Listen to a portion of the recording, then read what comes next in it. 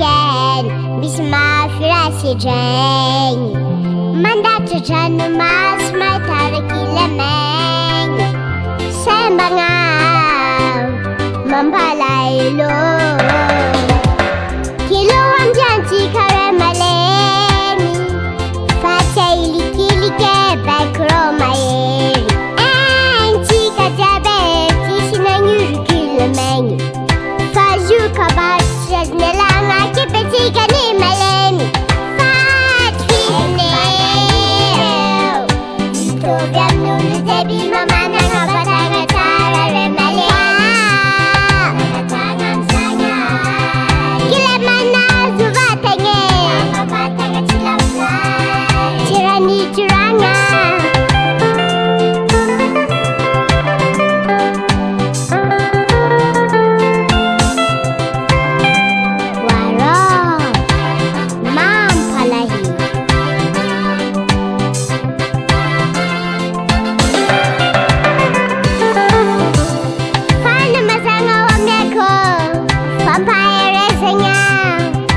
Antika kila magnet Madagaskara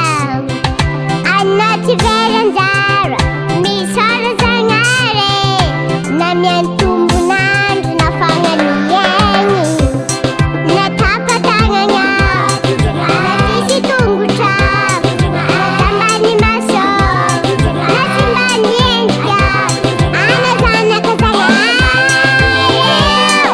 mitovy amin'olo zeby mamanagna batagna tsara re malemy batagna amsagna kila manazo vatagny tsy nirigny kombanagny zeby mamanagna batagna tsara re malemy batagna amsagna kila manazo vatagny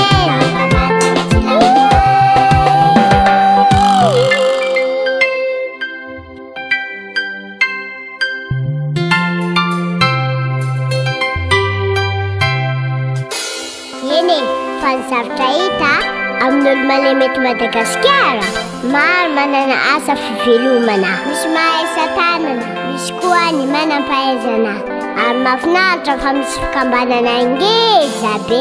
marika fiasakinazy ireo ka tsy mila kivikivy zany e mitsangana kia oyoyoyo oyoyoyo